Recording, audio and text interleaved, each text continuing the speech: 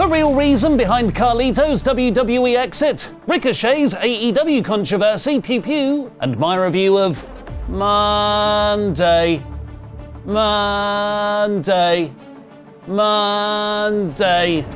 Night Raw. Goldberg's back.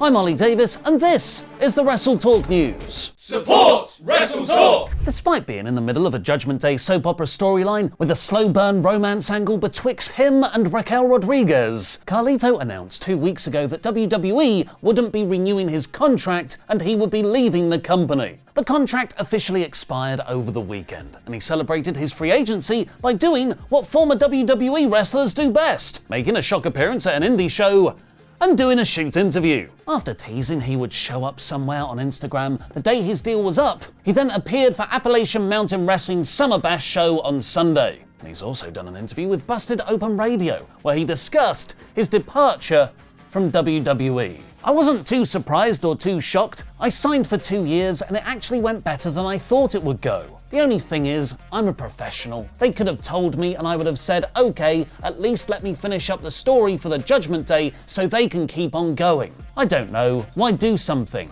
It's disrespect to the fans when they drop the storylines. Carlito had joined the Judgment Day the previous August, along with Liv Morgan. But despite 9 months of infighting, Paul Levesque can't even break up factions, even when one of them is leaving the company. There is such a thing as too long a term booking. Or maybe it's because Levesque never really got Carlito. He's not cool, spit some apple at him. Carlito revealed that it was actually him who came up with the comedy guy character for the Judgment Day. Those were all my ideas, because I was like, I took literally creative has nothing for you and I made something with it. You know what I mean? I went in there, I said, I'm not gonna complain, I'm not gonna whatever. I knew I'm one of the older guys, I'm not gonna get prioritized, I'm not getting pushed.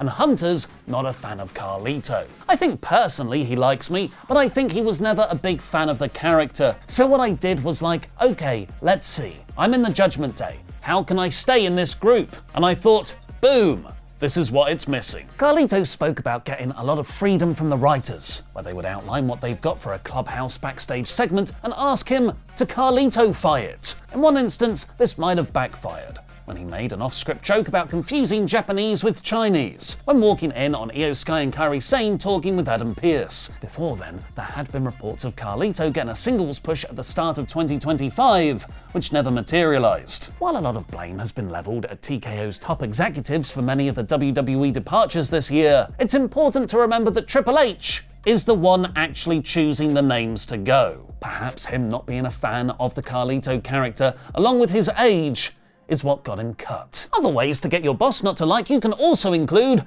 publicly calling someone who's filed a lawsuit against your company a pussy. John Alba has reported on Sports Illustrated that an AEW production crew member is suing the promotion for negligence, civil assault, and battery, following a spot 2 years ago when Jon Moxley shoved the plaintiff to the ground on an episode of Dynamite. The crew member had been engaged in contract work with AEW since 2019 through the production company Broadcast Service Group, but has not worked for them since last December. He claims he suffered severe neck and shoulder injuries from being shoved to the ground by Moxley in an allegedly unplanned spot, claiming he required cervical fusion surgery, shoulder surgery, and treatment for other unspecified injuries. Apparently, AEW management were aware of the incident, but the plaintiff never discussed it with them, nor did he ever file an official incident report because he had another job on tour to get back to. It's claimed that AEW's ringside physician Dr. Sampson was aware of the incident though, and he was upset as the spot hadn't been approved with him. The plaintiff is seeking over $25,000 in damages. The lawsuit also alleges that Moxley had a history of disciplinary issues before this incident involving other people while under AEW's employee, agency, and/or contractual relationship. Both Sports Illustrated and Sean Ross Sapright, though, they've never heard of any disciplinary issues with Moxley, who is actually very well respected backstage. When Sports Illustrated asked AEW for a response, the company replied, "AEW does not comment on pending litigation."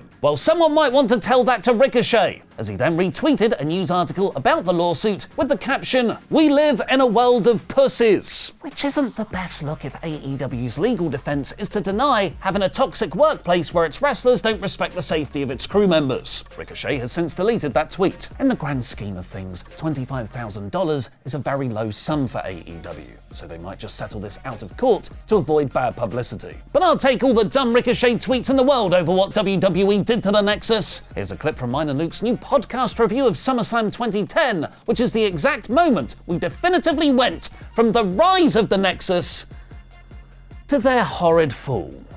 Here's a clip. Thumbs up ratio for this show from readers. Just before you carry on, do you want to turn on the aircon? I'm quite hot. I could take off my. Oh! Look at this! He has got a Nexus T-shirt. When did you get this? Like a month ago. Is it an official one? Well, I thought it was official. Is it a knockoff? Have you got one for me? Yeah. Have you? Because I wanted to get Nexus T-shirts for this show. I know you told me. You told me in the last show. Oh, look at this! Yes! I don't think they are official ones, you know? Well, the official ones are well expensive. The price I paid for them, they should be official. And I swear they were branded as official on eBay. But then you get it. There's no, the little WWE thing isn't there. And it says Gildan on the label. Oh, this is absolutely incredible. I'm going to step off camera ever so slightly so no one has to see me take my T-shirt off. Well, you just get that pleasure. What we lack in official WWE merchandise, we've gained with armbands. Oh, yes, even better. You totally had me for a loop with that fake out of me. I know, I'm a good actor. Oh, so tell you what, I'm Nexus. You're on against us. No, I'm Nexus. You see that on the... Yeah, more or less, yeah. Now it's time for my review of Monday Night Raw. In about 5 minutes, Corey Graves bounced back to the main roster again with Pat McAfee off this week. Now just don't do any passive-aggressive tweets. And the opening segment was Liv Morgan demanding a rematch for the Women's World title she never got. Because while automatic rematch clauses aren't a thing now, they're useful to chuck back in when you realise you've forgotten to book your Women's Champion for 6 weeks. This brought out Io Sky, who hasn't defended her title since WrestleMania, mostly because she was angry Liv had disrespected Nikki Bella the previous week. Without that Nikki Bella, we wouldn't have women's wrestling today. She told Liv she'll have to earn a title shot, not just steal it like she stole Dirty Dom. Io kicked them both in the head. Liv then telling Raquel Rodriguez to win is what led us to the opening match. The fourth of 4 round 1 fatal 4-way matches whack-bat of Raquel, who got that entrance after the angle with Morgan, Stephanie Vaquer, who got an entrance, a returning Asuka, who got a huge entrance, which wasn't just great she's back after a year out with a knee injury, but also because she's still got her old music and not some rubbish new Def Rebel track, and Ivy Nile is also there, without an entrance. Gee, I wonder who's getting pinned. Psych, it was Raquel Rodriguez, with some smart booking that makes these 4-ways less predictable. Rhea Ripley got her revenge on Raquel for last week, which is what allowed Asuka to get the pin on her and advance in the contest. But it was Vaquer who was once again the star of this match, hitting her devil's kisses on Raquel on the apron, and her stare-downs with Asuka feeling like an NXT Black and Gold main event from an alternative universe. Liv was then annoyed with Raquel backstage. Gunther just looks right with a title belt on his shoulder. He got Pyro to celebrate his win last week and then set his sights on who's next. No, not Goldberg, he told the crowd.